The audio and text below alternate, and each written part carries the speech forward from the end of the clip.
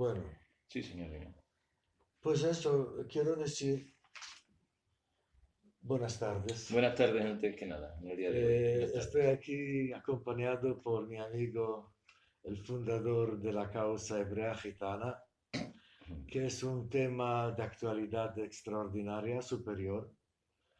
Y vamos a ver una charla una, entre nosotros, que estamos realmente pensando que estamos en un momento crucial de la historia gitana.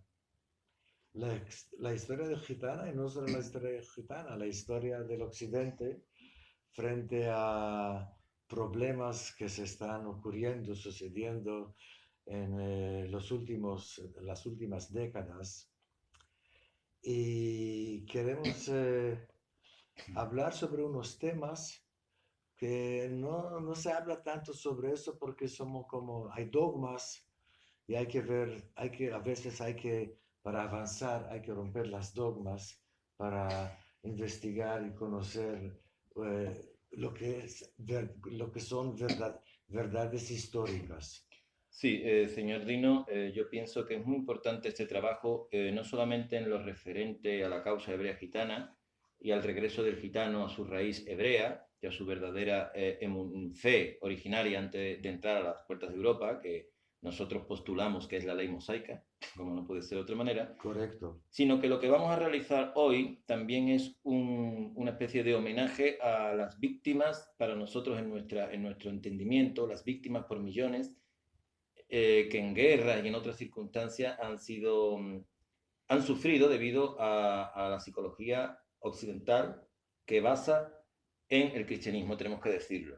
Para nosotros, y según las investigaciones que hemos venido a determinar, este es nuestro propósito. No el hecho, quiero repetir, no el hecho de destruir a una religión porque sí, No, o ir a eso, no, en no, absoluto. pero hay que aclarar cosas porque cuando la historia tiene un cierto desarrollo, hay que ver cuál es la base, de qué punto de salida estamos saliendo hasta llegar al siglo XXI y qué cosas han sucedido por unas determinadas filosofías, creencias, informaciones para descubrir la verdad, porque realmente lo que a nosotros nos interesa, los dos, es no acusar a nadie de nada. No estamos así para hacer, no estamos aquí para hacer acusaciones, pero sí que estamos aquí para aclarar cosas, eventos históricos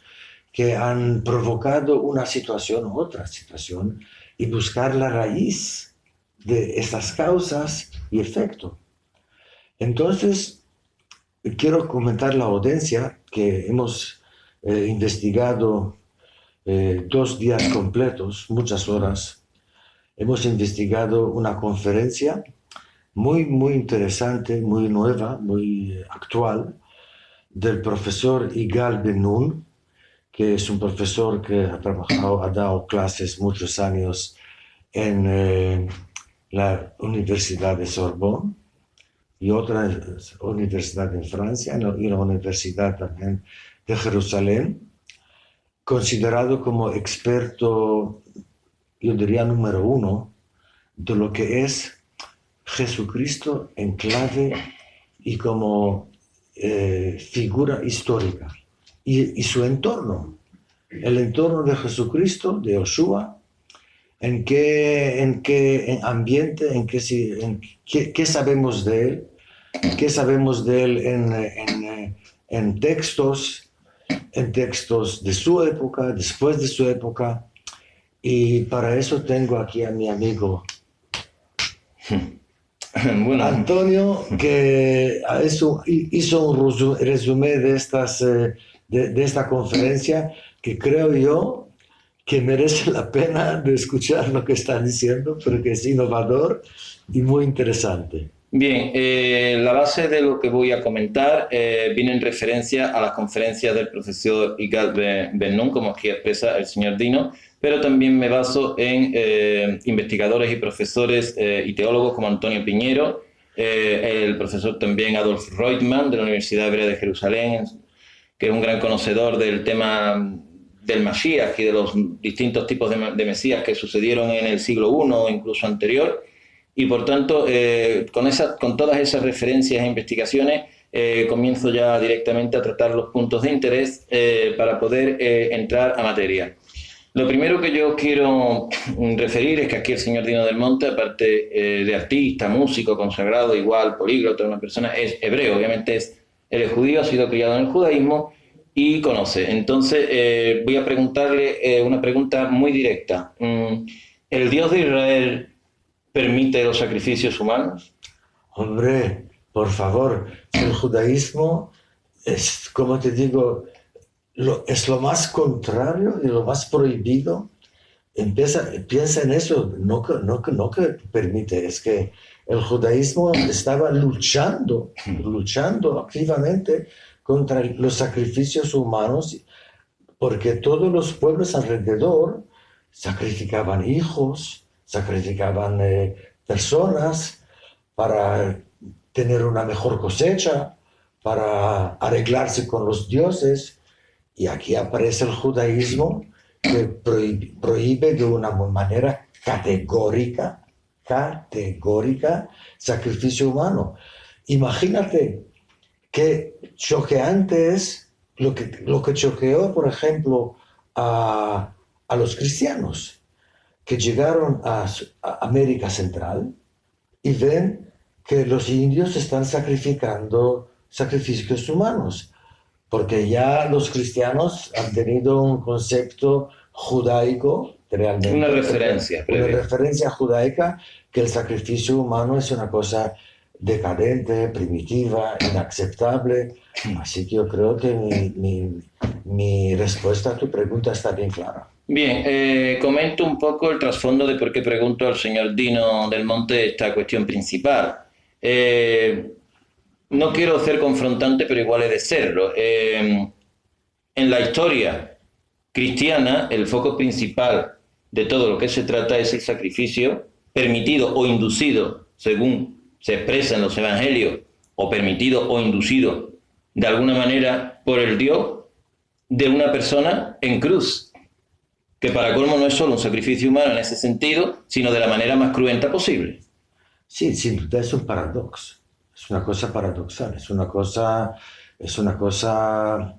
no puede ser una cosa más contraria a los deseos de Dios, porque incluso los sacrificios de animales se convirtieron al final a lo que es el tefilá, los rezos, que incluso no pararon con la caída del templo de Salomón. Ya pararon de sacrificar incluso animales. Así que, como te digo, eso retroceder a una cosa, vamos, repito lo que estaba diciendo antes, es una cosa completamente prohibida. Bien, imaginemos de alguna manera que este sacrificio humano, que es imposible desde la tradición judía, pero imaginemos de alguna manera que hubiera sido posible.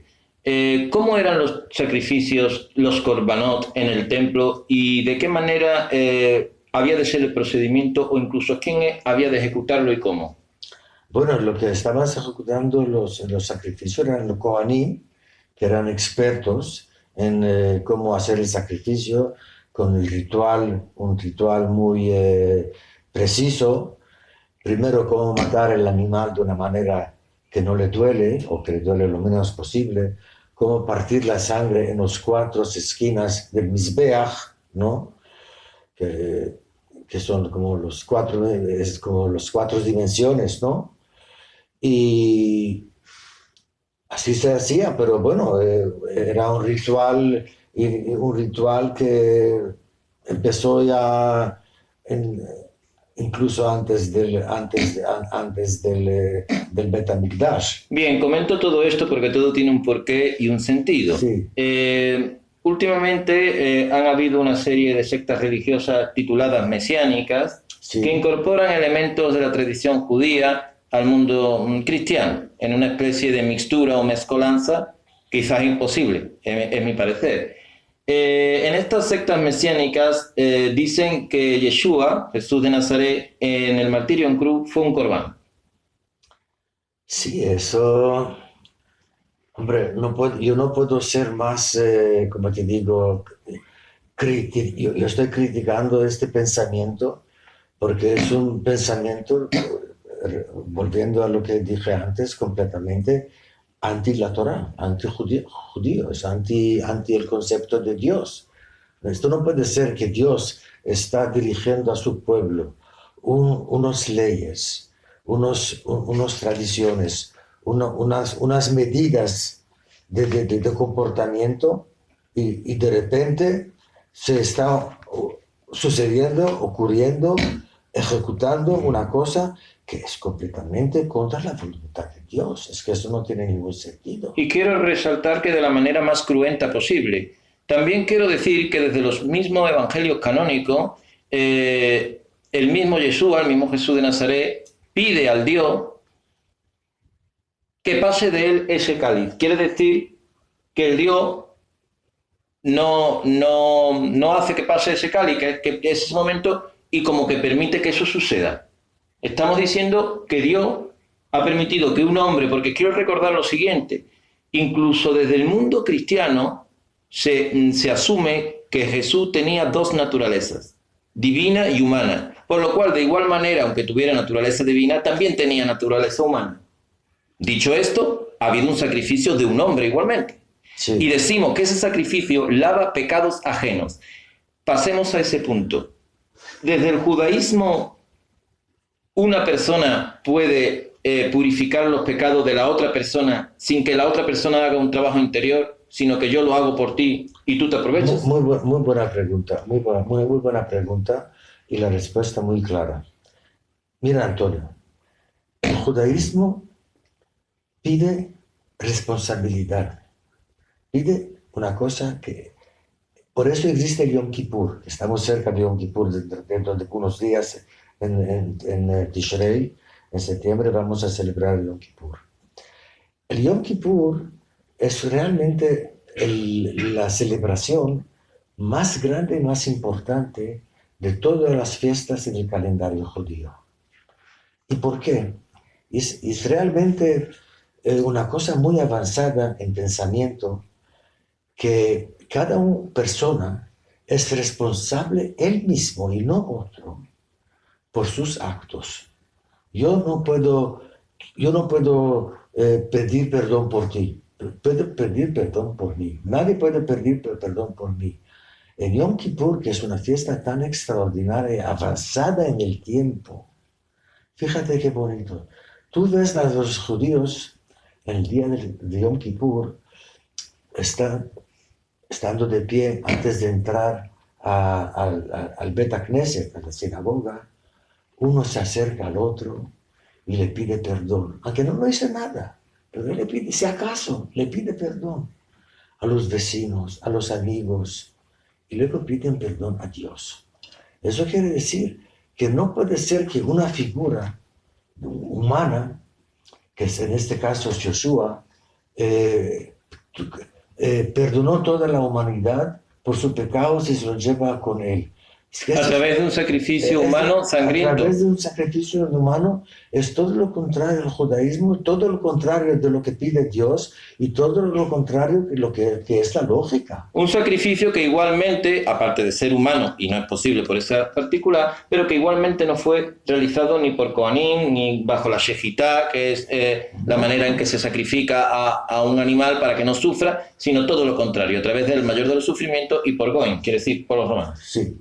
Mira, a este punto, Antonio, yo te pediría que vamos a volver ahora a todo lo que tú has escrito ahí, porque vamos a ver, para que la gente entienda una historia, para que la gente entiende un proceso largo de 2000 años realmente, tiene que conocer la raíz, la fuente, de dónde empieza, cómo empieza, por qué empieza, para, para entender algo que estamos ahora en 2021. Vamos a ver lo que tú has apuntado ahí y lo has preparado muy bien, sabes cómo era el entorno de Joshua, cómo era la vida, qué pasó para que estamos ahora en un momento tal como está ahora el mundo. Porque realmente tenemos que reconocer todos, pero todos, ¿ah? Que el mundo está en una situación de confusión absoluta, absoluta, en todos los niveles, niveles sociales, niveles de pandemia, niveles políticos, guerras, que no hemos conseguido nada lo que un Mesías debería traer a este mundo. Porque la idea hebrea del Mesías, que con el Mesías se acaban las guerras, el hambre, la miseria, viene el amor, y todo eso no ha sucedido. Eso nadie puede decir la contra. Sobre el concepto de Mesías, una de las figuras más importantes, el profesor Adolf Freudenmann, que expresa la evolución del concepto de Mesías en el mundo judío del primer siglo, desde la invasión griega en el siglo anterior, época macabea y otros. Se estaba esperando el Mesías en cualquier instante y momento por la situación de dolor del pueblo judío. Exacto. Que pedía, por favor, que llegue o va a llegar el Mesías. Esto supuso que hubiera del orden de 14 Mesías o más, si cabe, en el tránsito de un siglo.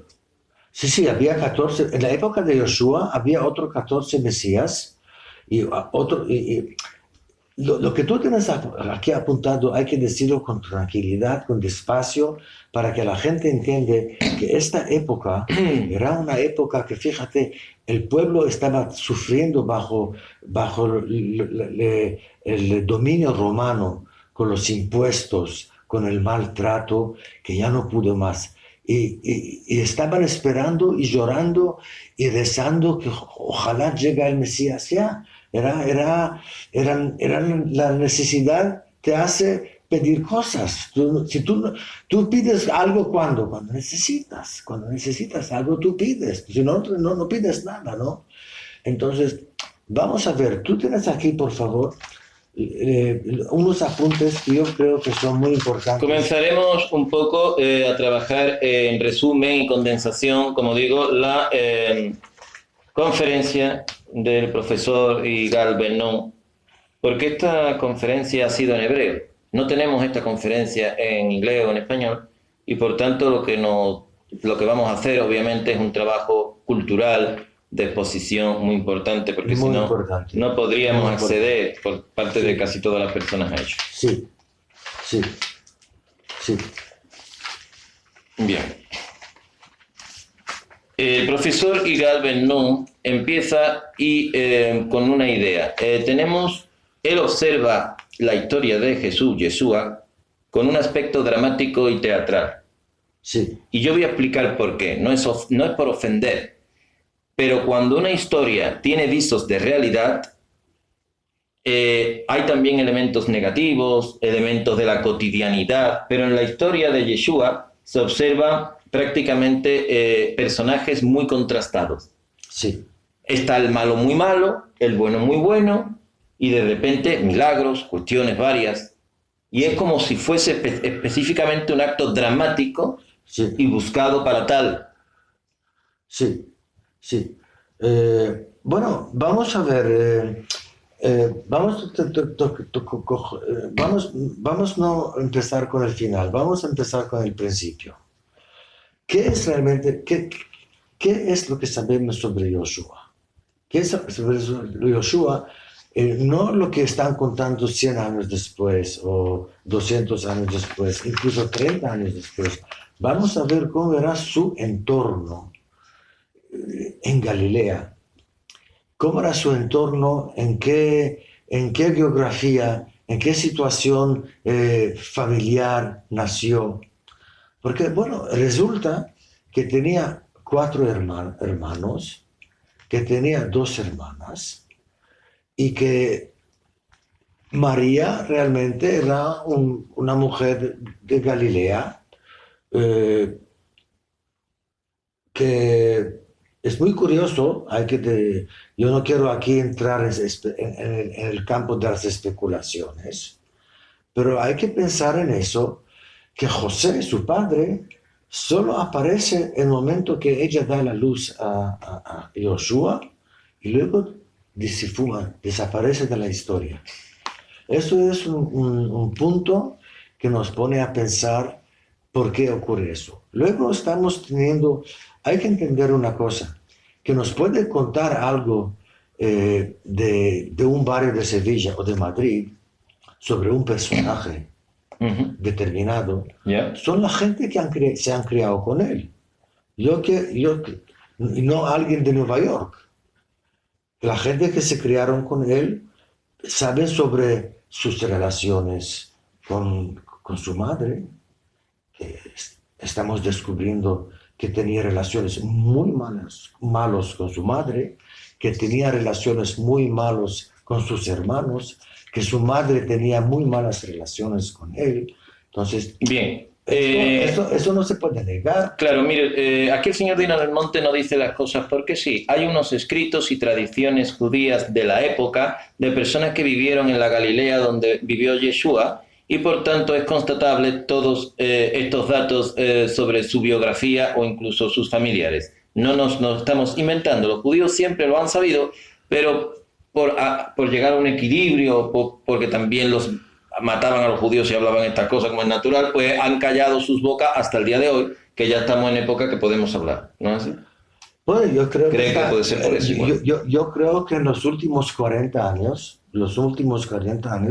los historiadores están reencontrándose con los datos históricos de la época que por un motivo u otro nadie quería tratar con el tema. Balanza de equilibrio, temas políticos y cuestiones. Exactamente. Y yo quiero que tú das aquí unos apuntes que tienes sobre él. Mira, vamos a empezar de un punto... Sí, pregúnteme usted sobre los datos concretos que quiere que exponga. Mira, por ejemplo, mira, Antonio, ¿a ti qué te parece? ¿Tú qué piensas? ¿Tú qué piensas que los historiadores más importantes de la época, como Josefus Flavius, como Filón de Alejandría, y tienes ahí otros nombres de historiadores, no dicen nada de él? Bien, una persona que tiene seguidores y tiene gente que va detrás de él, es imposible que un historiador de la época no comenta sobre sus milagros, sobre sus meetings, como se dice, todo eso. Entonces uno llega se pregunta, ¿las cosas son como nos cuenta o se inventaron historias o son cosas reales? ¿Qué historiadores más tienes tú? Bien, aquí tenemos sobre todo los principales Flavio Josefo y Filón de Alejandría. De los 14 Mesías que sí tenemos constancia, estos historiadores se extienden con otros prototipos de Mesías mucho más. De hecho, hubo un Mesías del cual no tenemos el nombre específico que arrastró a más de 60.000 personas en Egipto. Y de ese Mesías sí tenemos muchos datos y escritos de la época de estos historiadores judíos, como refiero, Filón de Alejandría, Flavio Josefo. Y sin embargo, de Jesús de Nazaret solamente se expone que fue crucificado. Si es cierto, como así dicen los evangelios canónicos, que arrastró a multitudes, que levantó a muertos, que andó sobre las aguas, ¿dónde están los datos de los tribunos romanos que hubieran asentado bibliográficamente de tamaños milagros? El pueblo judío es un pueblo que ante todo escribe cualquier cosa. No es un pueblo de tradición oral, es un pueblo de tradición escrita, eminente. Las dos cosas, oral y escrita. Las dos. Si estas cosas hubiesen sucedido así, de igual manera eso hubiese quedado plasmado, a favor o en contra, pero igualmente hubiera quedado plasmado en restos arqueológicos, en tablillas, en cuestiones. Esto solamente tenemos referencias, como digo, a través del mundo cristiano, muy a posteriori de la muerte de Jesús. Muy a posteriori. Muy a posteriori. Muy a posteriori. Y realmente lo que tenemos es, y eso hay que decirlo, pero antes de eso también hay que tratar todos los puntos que hemos escuchado, porque todo eso es importante, Antonio. Todos esos puntos son importantes para descubrir la verdad. Lo que sabemos que estaba crucificado, lo que sabemos que era de noche, que toquemos era este punto si quieres. Público, como se hacía en aquella época. Bien. Todas las crucificaciones se hacían en público, todos, y que hay aquí un mensaje principal, que es del Pablo, que se hizo llamar Shaul Tarsi. Esto es un nombre tampoco también. Vamos a tocar todos esos puntos. Espera, vamos a tocar esos pesos. Detalladamente. Espera, que hace de una historia, un marketing extraordinario sobre un personaje de Galilea que realmente se constata que nunca estaba en Jerusalén. Él estaba con su gente en Galilea, con los pescadores, con la gente más pobres y lo más analfabetas. Quiero decir que eran gente que no hablaba ni griego ni arameo, solo el hebreo. Eso es también un dato de tomar en cuenta. Así que cuando vienen, nos cuentan historias que vino a Jerusalén y hecho los mercantes de ahí, todo eso, esto es una cosa Hollywood. No es creíble porque eso no pudo haber sucedido por las costumbres y tradiciones de la época. Lo que ha referido el señor Diana del Monte de la crucifixión es cierto. El modus operandi romano para la crucifixión era de noche, por una característica principal. Si hubiera habido gente, hubiera podido haber una revuelta, y los soldados romanos tenían que estar concentrados para la crucifixión del reo. Por tanto, se ejecutaba de noche y al día siguiente se observaba la fila de crucificados como una especie de elemento para atemorizar, ¿no es así? Sí. Entonces, en los evangelios canónicos expresa de que en la crucifixión de Jesús había gente allí. Su madre, María Magdalena, algún apóstol, no sé. Esto es inviable. No es posible con la tradición histórica de cómo los romanos ejecutaban a los reos, con lo cual ya hemos encontrado un elemento que no casa. Lo que estás diciendo ahora es la pura verdad, porque vamos, aquí los romanos no sabían que están crucificando al Hijo de Dios, no sabían que están crucificando un personaje fuera de serie, un personaje muy importante. Era una rutina habitada, normal, en Israel y en todos sus imperios, no solo en Israel, en donde había, en Roma también, en cualquier sitio. Esto era la manera de castigar, ¿no? Igualmente, una cosa, los judíos mataban a piedradas. No crucificaban a nadie, porque no era un hábito hebreo, eso era un hábito romano. Ahora, todo este escenario, todo este drama de estos que son aquí tenemos tres elementos. Tenemos a los crucificados, tenemos a Joseph, ¿cómo le llaman? El romano, Pontius Pilatos con su mujer, también está ahí.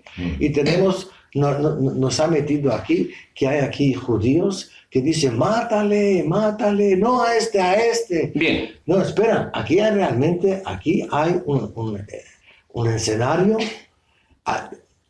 completamente antisemita, calculado, preparado para crear una nueva religión, por una parte, y juzgar y culpar a los judíos de un hecho. Frente a lo que dice, pregunta para ver si podemos alcanzar. Sí. ¿Los judíos en ese momento hubieran podido tener la opción por parte de los romanos de decir a ese no lo crucifiquen mejor a ese? ¿Pero cómo te... Pontio Pilato podía decir y levantarse y decir vamos a consultarle a esa plebe que hay ahí fuera sobre una decisión del Imperio Romano, que somos los que mandamos más encima? Pero imagínate cómo un pueblo bajo ocupación, un pueblo ocupado, aquí, cómo los romanos van a preguntar a los judíos qué hacer, con quién, cuándo y cómo. A ver, si los judíos no tenían ningún derecho. Estaban esclavizados.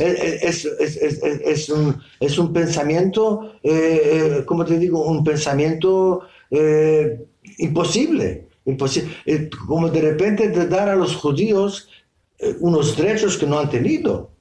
Es absolutamente imposible, es absolutamente, como te digo, una maldad. Eso es maldad, realmente maldad, para justificar una cosa que luego a lo largo de 2000 años han matado millones de personas. Por eso estamos tratando este tema, por varias cosas. Una es en homenaje a las víctimas que el cristianismo occidental, a través de sus guerras, inquisiciones y otros, ha ejecutado sobre poblaciones como la judía y la gitana.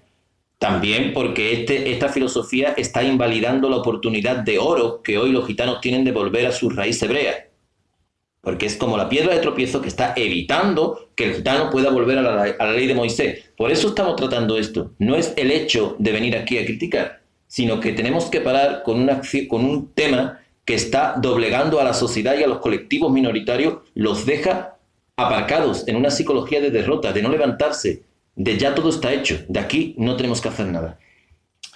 Sí, pero bueno, eso es como te digo, eso es un resultado de una filosofía antinatural, completamente antinatural. Porque el ser humano, lo que te dije otro día, te comenté, el ser humano es el animal más flojo físicamente de toda la creación. Lo que tiene el ser humano es, para sobrevivir, es una cosa, su inteligencia. Su inteligencia, su creatividad y su competitividad, que puede competir con otro para sobrevivir, para tener éxito. Si tú dices que todo está hecho, que no hay que hacer nada, lo que hay un comunismo, prácticamente un comunismo que no hay que hacer nada porque todo está hecho.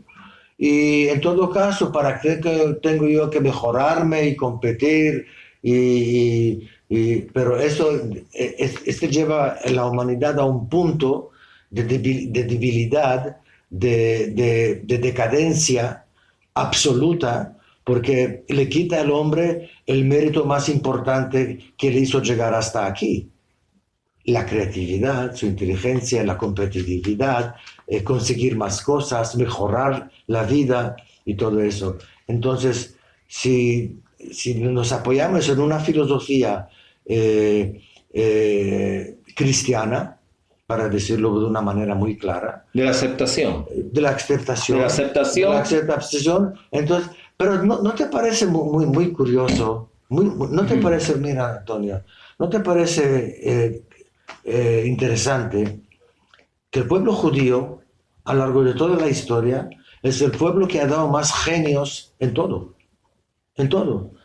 Que si es Albert Einstein, que es Sigmund Freud, si es Jung, que si es Moshe Rabbeinu con sus 10 mandamientos y toda la Torah, que es la base de la civilización y del progreso, ¿entiendes? Todo esto en conjunto, ha provocado y ha creado una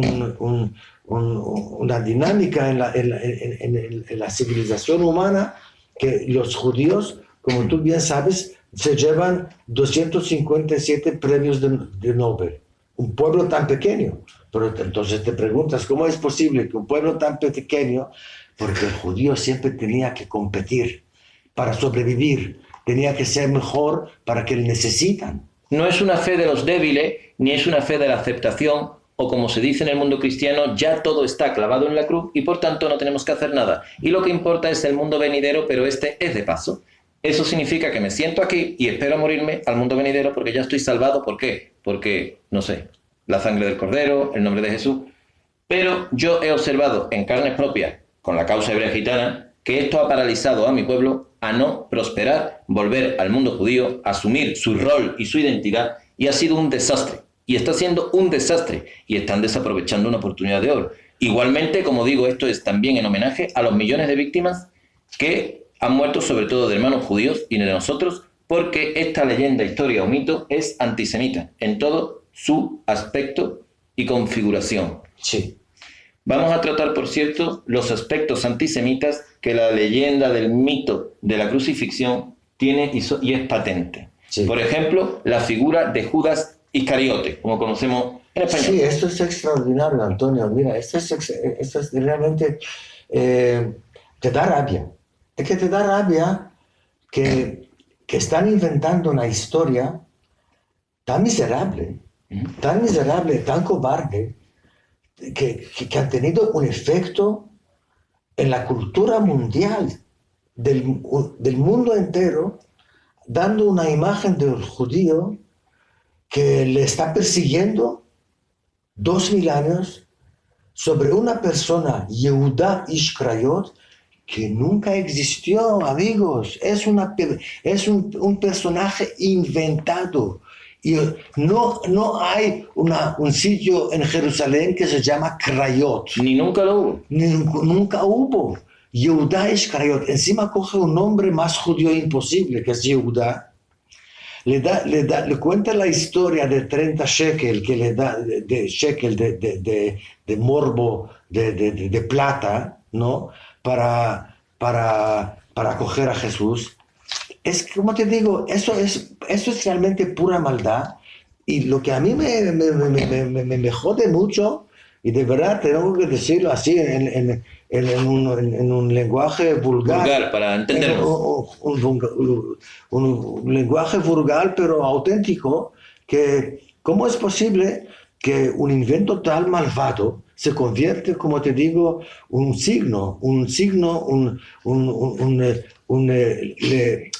le permiten a millones de personas de perseguir otros millones de personas. Es que es una cosa increíble. Pero esto es porque hay que entender aquí, yo quiero que lo haces ahora, por favor, hay que entender bien la figura de Pablo, porque Pablo aquí realmente ha vendido la vaina. Él hizo aquí una revolución, una separación del mundo judío, incorporando el mundo heleno en el mundo judío y llevando parte del mundo judío al concepto filosófico helenista. Y no hay que olvidar una cosa, incluso diría yo en este momento dos cosas. Primero, que Pablo no era judío. Pablo no era judío. Que era heleno. Tenemos las pruebas. No tenemos las pruebas. Tenemos la prueba a través del profesor Galvez, no. Tenemos las pruebas. No, muchas. No, y otras más que los judíos tienen y manejan perfectamente. Sí, eso existe, es así, no era judío. No era judío, y ahí también, no solo que no era judío, se convirtió en antijudío, antisemita, por cosas, fíjate, una cosa tan personal. Primero no hablaba hebreo, solo hablaba griego y arameo, y los judíos hablaban hebreo. Amigos, los judíos hablaban hebreo. El arameo, por ejemplo, era como un español que habla hoy inglés, era el idioma de la zona total, ¿no? Pero el judío, el israelí, hablaba hebreo. Este no hablaba hebreo. ¿Y el nombre Shaul? Ahora, el nombre Shaul, esto es ya un disparate. Miráis, amigo. En todo el Tanaj, tráeme aquí el Tanaj, por favor, amiga mía. Nos traerán un Tanaj para que podamos explicar in situ. Tráeme aquí el Tanaj, por favor. Por favor. Mira, es esta maravilla, mira. Esto pesa mucho, ¿no? Mira, es esta maravilla. En todo este libro, solo hay un Shaul. Shaul Hamelech, el rey Shaul. Después de la muerte de Shaul, ningún judío ha dado el nombre de Shaul a su hijo, nunca, ni una vez, porque Shaul era el símbolo de la derrota, el símbolo de perdedor. Suicida, lo que perdió la guerra con Plishtim. Y luego vino David, que era el glorioso, lo que ha conseguido territorios y un imperio. Así que el nombre de Shaul era el nombre más que nadie lo quiere, vamos. Bien, en definitiva, Pablo, como no conocía bien... No de la mala suerte. Sí, bueno, en definitiva, Pablo, como no conocía bien el mundo judío, salvo de manera superficial, sí, justamente va y escoge un nombre que no sepa ningún judío de nunca. Imagínate. Con lo cual ahí refleja claramente que no era de origen judío. Sí. Bueno, y punto. Ahora hay aquí una cosa, hay que entender que la gente los judíos tienen, como te digo, no pueden pasar cosas en un país, además es pequeño, un territorio pequeño, sin que la gente lo sepa. Se sabe que él se enamoró de la hija del Cohen Gadol. Cohen Gadol, que era el the big priest of Jerusalem, The high priest, del sumo sacerdote. Ya, sumo sacerdote. Él se enamoró de ella y quería casarse con ella. Y dice, quiero hacer como que es judío. Y luego hay cosas que, bueno, le echaron a patadas. Le echaron a patadas humillándole. Dice, pero ¿tú quién eres? Si tú no eres judío, ¿cómo quieres tú casarte con la hija del Cohen Gadol? ¿Entiendes? Entonces, él, fíjate, amigos, fíjate cómo es la historia, como a veces, o muchas veces, no solo esta vez, conflictos, derrotas personales, convierte personas en enemigos, en, ¿cómo se dice? Raje, tú no me aceptas, yo te lo voy a enseñar. Y es, como te digo, crea un dinamismo antisemita como personal, como tú no me has aceptado como judío, pues te voy a dar guerra. Aquí quiero añadir una cosa. Hay que entender hay que aclarar aquí en el siglo XXI una cosa muy importante, y lo pongo en mi libro también. Tenemos que trasladarnos al entorno de este territorio en la época de Yeshua y anteriormente también. Imagínate que de repente un pueblo tiene leyes de agricultura, de salud, de comida, de comportamiento social, el trato contra la esclavitud. Eso era una cosa extraordinaria para todo el entorno, que era muy avanzado respecto a las naciones circundantes. Todos los mandamientos, las misbot, que tanto he luchado por decir al pueblo gitano que recuperar y enfocarse en los preceptos judaicos es una salvación espiritual pero real. No es que otro lo haga por ti, es que tú te aplicas a ese precepto y consigues focalizar tu ruach o tu alma emocional. Sí. Lo he hablado 1000 veces, no me entienden mucho, pero es así. Bueno, quiero seguir el tema. Entonces, ¿qué pasa? Que sucede una cosa muy interesante y lógica, que es el pueblo israelí empezó a subir en todos los campos sociales, riqueza, comportamiento social, salud. Y los pueblos alrededor, en el entorno, lo han visto. Mira, que los judíos no tenían tan pobres, hay menos pobres que nosotros tenemos. Entonces se creó una situación lógica que mucha gente quería ser judíos, porque era una filosofía de vida. El judaísmo introdujo a esta zona y al mundo entero un nuevo elemento, que eso no existió antes, que es el elemento del musar, que es ética, que es moral, musar y eso. Porque el mundo de entonces, en aquella época, era aquí te pido, aquí te mato. Crueldad, pura crueldad. Crueldad. En Egipto, en Mesopotamia, en Asiria, en Grecia, en todo este entorno, quien tiene la fuerza es el dueño. Y de repente tienes un pueblo que incorpora al pensamiento humano una nueva fuerza, que es la ética, que es el comportamiento correcto, que es la piedad, que es el moral, que no es moral de hacer eso. Mira, imagínate que hay excavaciones, ¿cómo se dice? Excavaciones en la zona donde vivían los filisteos, donde es Gaza hoy, y encontraron tumbas y tumbas y tumbas de bebés recién nacidos. Sacrificados a los dioses cananeos. ¿Tú puedes imaginarte una cosa así? Que si la puta, que eran putas, la puta parió un varón, le mataba. Creían que así la agricultura mejoraba, quizás tenían más suerte. Le mataba, dejaba a la niña, porque la niña, después de unos años, trae dinero. puta. Sí, ejercían prostituciones. En los pueblos cananeos. Los filistín, ¿me entiendes? Filistín, palestinos. Bueno, no palestinos, filistín, donde hoy están los palestinos que no son filistín. Sí. Que es otra cosa Entonces, eso. ¿tú entiendes? Entonces, pensando en eso y comparando con el moral y la ética judía, es muy, muy choqueante también para nosotros hoy día.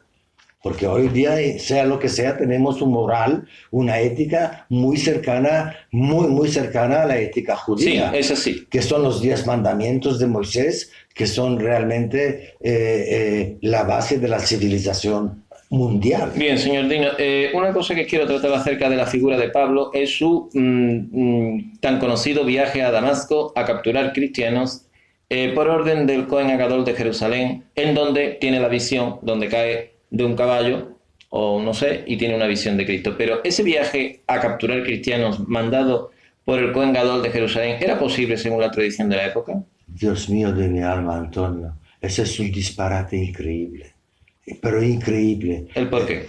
Te voy a decir por qué. Porque el Cohen Gadol no tenía ninguna influencia, ningún poder, ninguna conexión, ni nada que decir en Damasco. Ese viaje no fue posible históricamente porque la tradición de la época hubiera impedido literalmente que ningún sacerdote del templo mandara a Pablo Perushín, según él, a capturar cristianos hacia Damasco, porque, como habrán observado y escuchado, no había una ley que permitiera eso, o porque no era posible, y lo saben ellos, porque tienen sus documentos históricos, porque ellos saben cómo funcionaban las leyes en su templo, todas las cuestiones. Hasta ahora no han hablado los judíos porque tenían miedo, obviamente, que los mataran, época inquisitorial y otra, pero ahora mismo ya es la hora de acabar con tanta cuestión. Así que el viaje de Pablo a Damasco, donde se cae del caballo y ve a Cristo en una visión, no fue posible históricamente. Antonio Sevilla, bajo las premisas. Antonio Sevilla Gómez, te digo una cosa, Hollywood se queda corto. Bien, Sí. es un drama. Steven Spielberg tiene que inventar algo nuevo, porque como te digo, hay cosas que no se podía hacer porque la situación, las leyes de la zona y todo eso no permitían una cosa así para nada del mundo. El Cohen Gadol tenía influencia en su territorio que era muy limitado, pero no tenía ninguna influencia, ninguna capacidad de mandar y tráeme de ahí. No puede ni mandar ni traer. Estamos resaltando las incongruencias de un drama histórico que ha resultado después en antisemitismo, en antigitanismo y en muchas cuestiones de guerras, inquisiciones, hogueras y cualquier cosa. Entonces, no es cosa de risa, pero igual nos causa un poco de hilaridad porque tras este conocimiento nos damos cuenta de que esto ha sido un drama teatral donde las figuras estaban expuestas justamente para representar una acción dramática. Pablo de Tarso no pudo ir a Damasco, era imposible históricamente, no hubiera sido mandado por el Cohen Agadol, y Pablo de Tarso, sin ser judío, porque ya hemos diagnosticado que no lo era, porque se puso un nombre que no se pone ningún judío, que es Shaul, y por tanto eso ya demuestra que hay algo raro ahí. No podía tampoco ser, como él mismo expone en sus cartas, soy fariseo, hijo de fariseo, Perushín. Pero por otra parte me llamo Shaul, que eso no se llama ningún judío así. Entonces, ¿qué es lo que pasa aquí? Estas piezas no encajan. No encajan. No encajan. Son visionarios, son fantásticos, son sacadas del dedo. Son chupadas del dedo. A lo que parece. No, son chupadas. Mira, sabemos que Pablo de Tarso era un intelectual, que era un hombre culto, dominaba perfectamente el griego y el hebreo, Arameo. y el arameo. Pero no sabía ver. Ahora, volviendo atrás a lo que dices de eso, el Cohen Gadol, es que encima tenía muy malas relaciones con el Cohen Gadol. ¿Cómo le van a mandar al Cohen Gadol a alguien que él mismo le echó de su casa cuando pidió de casarse con su hija? Estas tradiciones judías de la época que han pasado de generación en generación y escritas igual en documentos y en escritos como el mismo Talmud, que tiene secciones enteras que hablan de la historia de los personajes que salen en los evangelios, la saben los judíos, pero hasta ahora no han querido hablar, como este caballero, me imagino que por equilibrios políticos, por no quedar mal con los cristianos, pero lo vamos a sacar ya todo a la luz, porque hemos visto la indecencia que ha conseguido en las poblaciones como los pobres gitanos y otros. que van a perder su oportunidad debido a que creen estos mitos. Y después los muertos que han habido, obviamente, de nuestras ambas naciones compartidas, en Inquisición y en tantos sitios. Entonces hay que desmontarlo. El tema de Pablo principal es su mezcla con las religiones paganas grecolatinas, en donde, por ejemplo, y ahora vamos a entrar a un tema muy principal, el Mesías, bajo la tradición judía de la primera época, ¿ha de ser Dios o el hijo de un Dios? ¿O necesitará ser Dios? Dios mío de mi alma. Es como te digo, eso no se lo inventó, no podía inventarse ningún judío, porque eso es un pensamiento pagano total. Es una cosa imposible para nosotros, pero con toda la seguridad y definitivamente, Dios es Dios y el hombre es el hombre. Aquí no hay que hacer mezcla de Dios que tiene, de un hombre que tiene una parte de Dios en él y eso, porque te digo, esto derrumba todo el pensamiento judaico, todo el pensamiento real, todo el pensamiento real, todo, sí, eso, como te digo, eso es lo que definió realmente, hacía una definición, una separación en aquella época entre la filosofía y el mundo judío y el mundo helénico. Es que eso es absolutamente imposible. Como te digo, que yo me meto ahora una puñalada en el corazón. Es que no va. Es que no va. Dios es uno, Adonai Echad, Adonai Elión, es nuestro Señor. Esto es de las principales cosas dentro del judaísmo en época temprana, ley mosaica. Dios no puede ser un hombre, no hay un intermediario entre Dios y el hombre, y Dios no puede bajar como hombre, inclusive ya no solo bajar como hombre, sino tener necesariamente encima más que morir.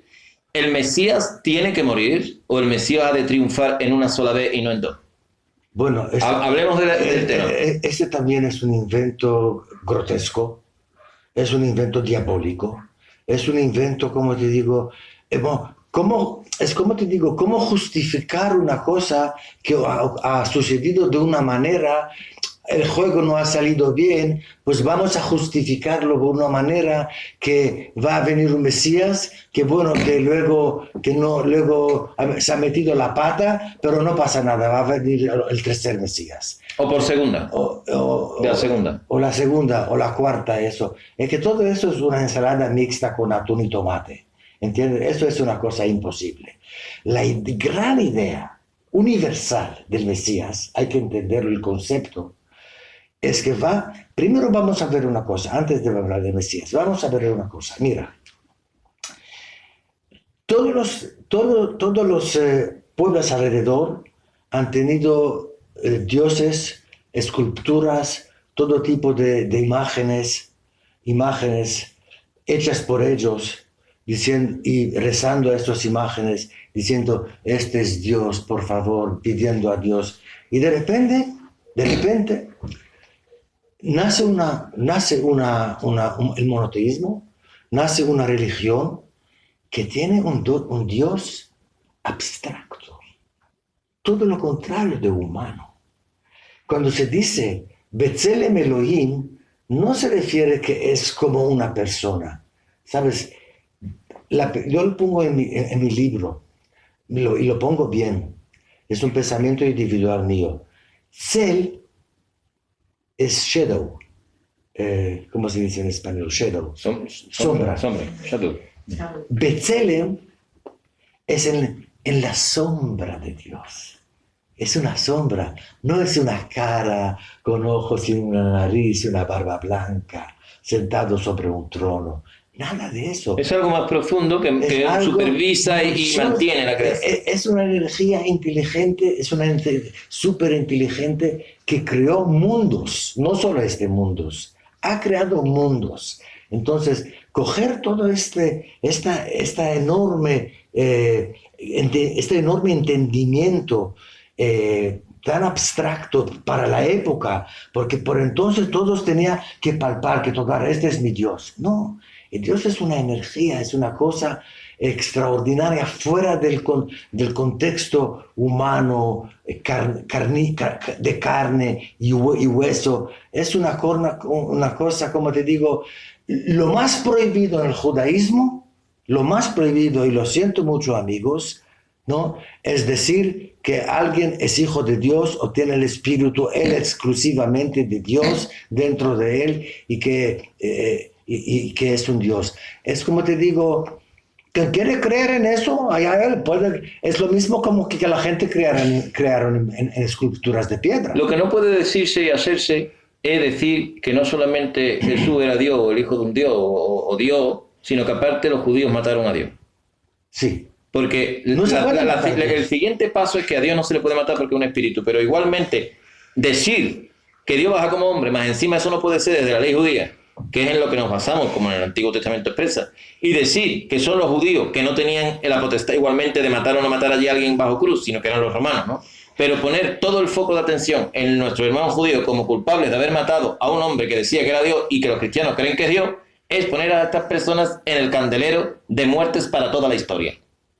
Ahí está. Eso es más crimen que los propios nazis, porque han muerto más gente debido al cristianismo que lo que los nazis mataron en su momento. Ah, claro. A través de la historia, inquisiciones, guerras, cruzadas o lo que sea. Hombre, claro. Con lo cual esto va mucho más allá en tragedia.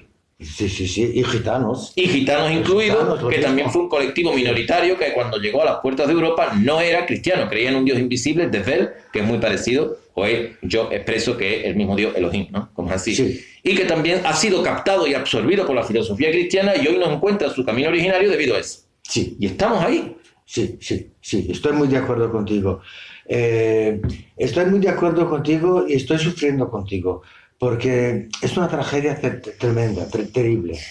Porque aquí estamos en una época que se puede demostrar muchas cosas. Antes no se podía demostrar cosas de ADN, tampoco la gente se interesaba mucho de dónde viene uno y el otro, pero llega un momento de la historia que se concluye cosas, se busca respuestas un poco más concretas, ¿no? a lo que es el pueblo gitano. El pueblo gitano, que es realmente una etiqueta. El pueblo gitano es una etiqueta, es un pueblo hebreo. Es un pueblo... Es un nombre añadido por los otros para definir a unas personas que lamentablemente al perder la Torá y la escritura pierden su origen. Igual por transgresiones y cuestiones que pasaron y ya he explicado hace muchos siglos. Sí. Pero estas personas, debido a esa debilidad, nosotros, vamos, sí, ¿no? Estas personas olvidan quiénes son y son absorbidos por el sistema cristiano occidental. Sí. Y los tienen bajo un rubro de esclavitud moral. Sí.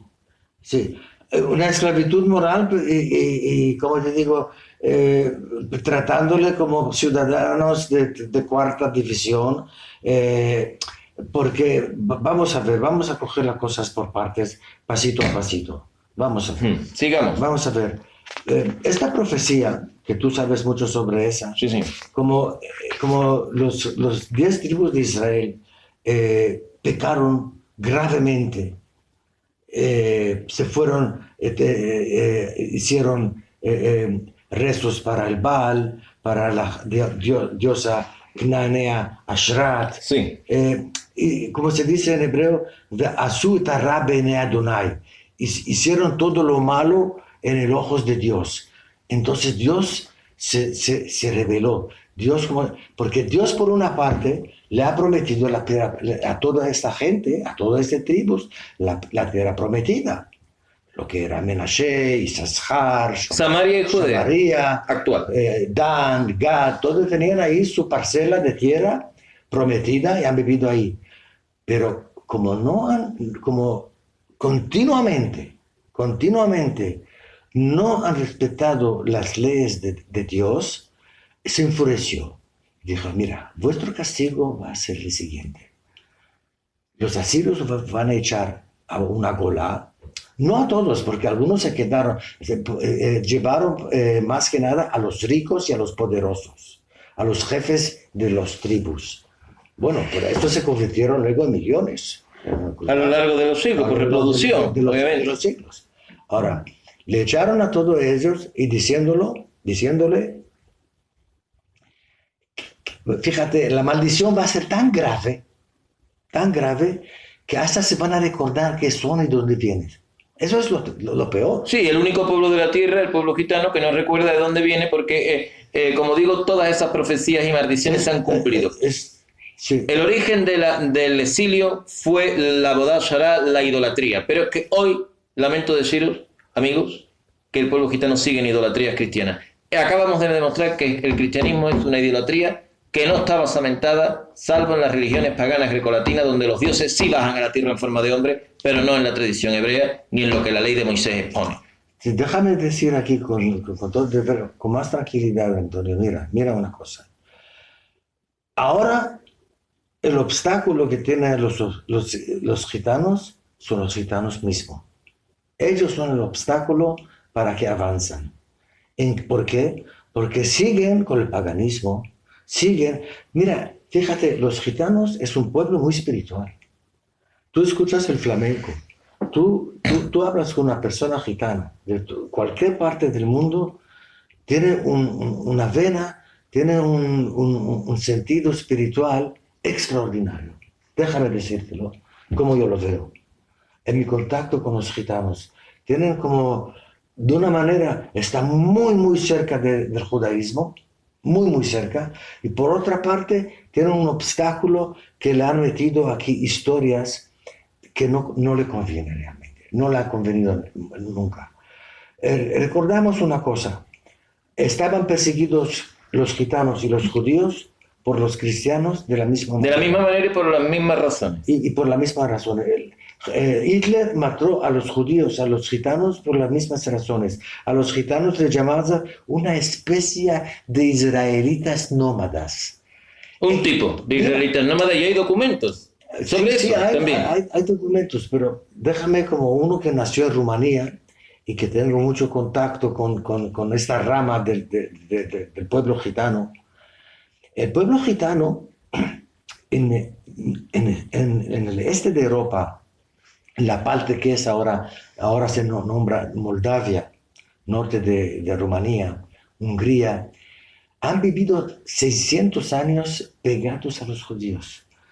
Esto quiere decir, ahora vamos a ver, hay aquí dos pueblos que son marginados dentro de un territorio de gentiles, goim, de pajos, y son muy parecidos uno con el otro.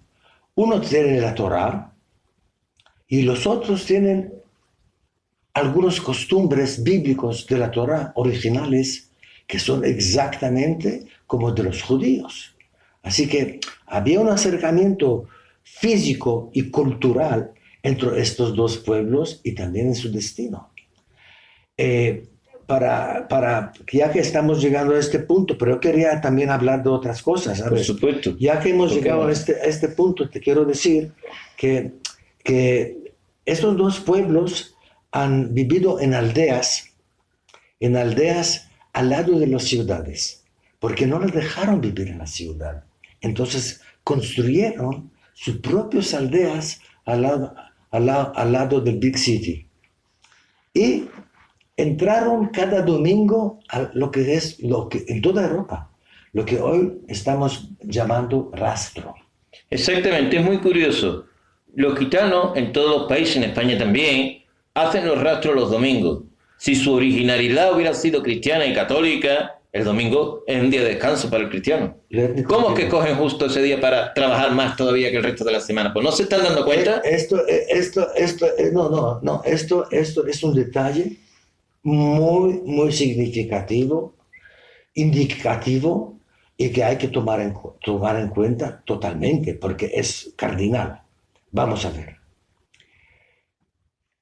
Los judíos y los gitanos resulta que no trabajan sábado, que están de descanso sábado. Y cuando los pajos y los gentiles están de descanso, ellos van a la ciudad con su mercancía, con sus alambres, con productos que ellos están produciendo. Prácticamente son gente que están produciendo todo tipo de cosas, cacharros para la cocina, ¿entiendes? Todas estas cosas, ¿no? Son especialistas, son herreros, trabajan muy bien el metal, tienen tradición milenaria de trabajar el metal, uno y el otro. Entonces, eso ya por sí es muy llamativo. Luego, una cosa muy extraordinaria es que tienen los mismos costumbres de luto, que son únicos a los judíos, a los gitanos. ¿Cómo puede ser? Que el luto de los judíos y los gitanos es lo siguiente. Son 40 días de luto y 7 días no se levantan del suelo. Sí. Apenas comen y beben solo para no morir. Música no escuchan para nada del mundo, ¿vale? Y en algunos sitios echan incluso tierra sobre la cabeza. Eso es Torah pura. Eso solo hacen de estos dos pueblos. Entonces empiezas a pensar, bueno, es una cosa tan especial. ¿Por qué estos dos pueblos tienen estas costumbres tan peculiares? ¿No? Tan peculiares. Y luego también tenemos la virginidad, que es muy importante, la virginidad, la prueba del pañuelo. Y otra cosa para mí que es más todavía increíble es que cuando la mujer tiene menstruación tiene que apartarse del hombre. No hay relación sexual. Y no hay relación sexual.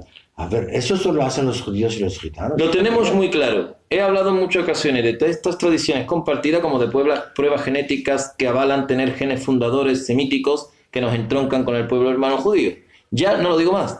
Ahora es salir de la idolatría cristiana que hemos desmontado hoy en cierta medida y asumir nuestra ley mosaica original si queremos verdaderamente volver a ser un pueblo unido en toda nuestra potencialidad a través de los preceptos y otras cuestiones. Porque si no estamos distanciándonos y no nos acercamos. Sí, sí. Para mí, para que los gitanos vuelvan a su raíz, es ser más gitanos, es ser más ellos mismos, con toda la libertad. Bueno, para mí es como que cerrar la maldición, cerrar el círculo, bueno, hasta aquí hemos llegado, no queremos seguir con el paganismo, queremos vivir con las leyes de Moisés como nuestros antepasados. Aquí no hay tutoría. Por mí, aquí no hay tutoría.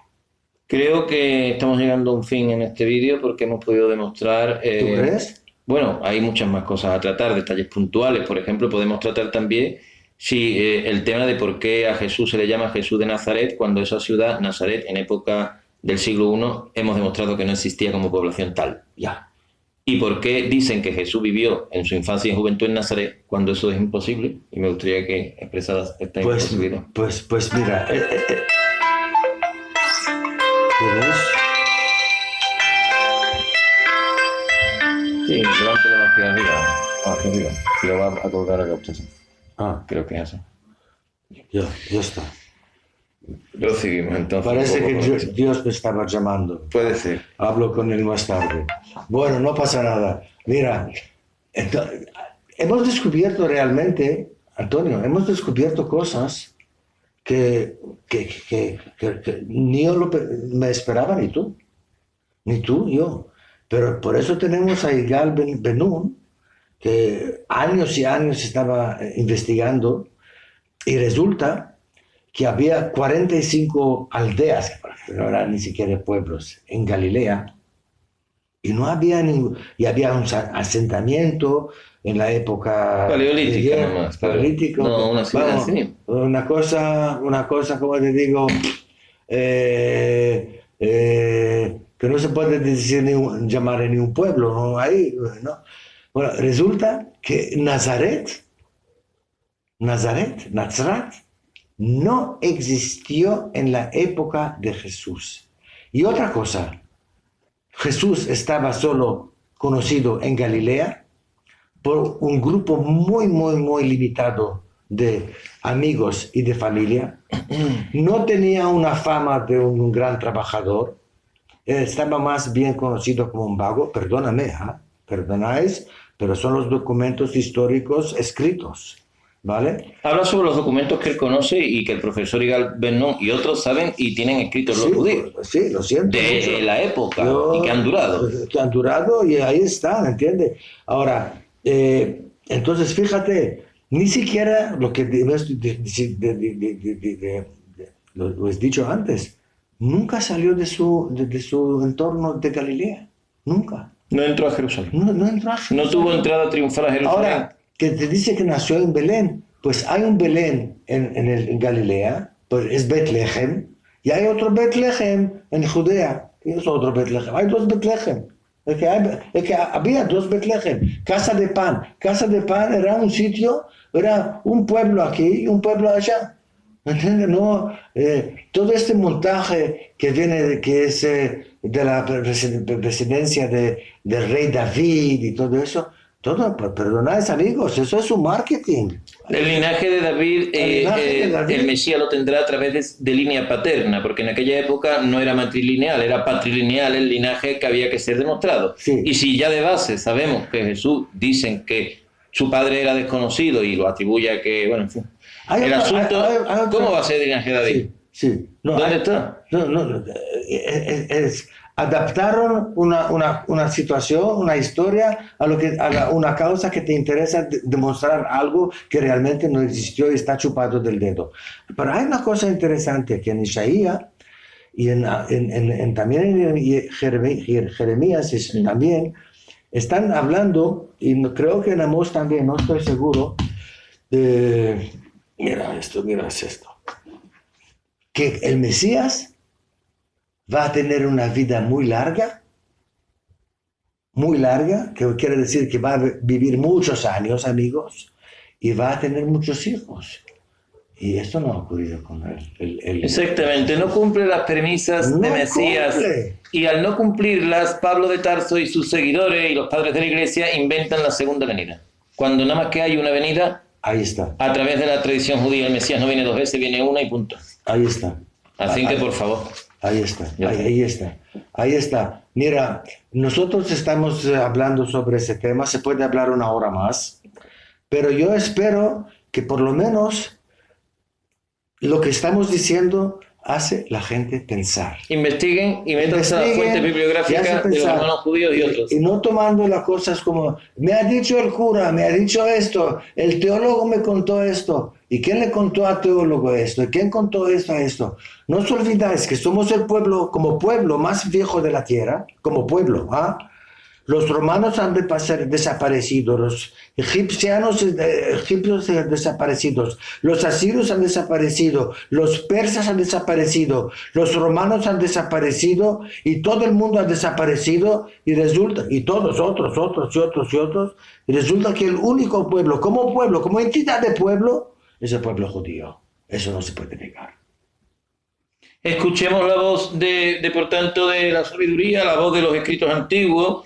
Y por favor, al mundo gitano, salgan de la idolatría, porque si no, no puede haber unión, ni redención, ni pueden salir a un estadio mayor de cosas. Y van a quedar siempre en la marginación absoluta dentro de Europa, sometidos a las idolatrías y a las filosofías occidentales de derrota a través de esos mitos que no los dejan crecer ni ir a su esencia. No hay componenda, no podemos buscar ninguna mezcolanza. O se vuelve o no. Pero si no se vuelve, las maldiciones van a continuar. Otros ciertos años. Y la asimilación y todas las tragedias que hoy en día ocurren de la misma manera. Ellos tienen Torá, nosotros no tenemos Torá. Si asumimos su Torá, estaremos benditos. Si no, no lo estaremos. Y lo que no podemos es seguir mitos grecolatinos que son muy semejantes a otros dioses de la cuenca del Mediterráneo como Dionisos, Mitra, en historias muy semejantes donde hay dioses que también son sacrificados de la misma manera y se ve que hay un hilo de conexión con eso, que es lo que usó Pablo para hacer esa mezcla y esa mezcolanza de marketing y poder exportar esto a las naciones. Muy bien. Has rematado bien el tema. Has rematado muy bien el tema. Y con eso yo creo que podemos concluir nuestra grabación. Concluimos. Este vídeo será subido a todas las plataformas y posteriormente a través de profesores universitarios amigos nuestros, igual lo vamos a llevar a las tribunas mediáticas que sean, universidades o escuelas de filosofía, no importa. Sí. Y como se dice en muchas películas, continuará. Continuará y habrá más vídeos, si Dios quiere. Muy bien.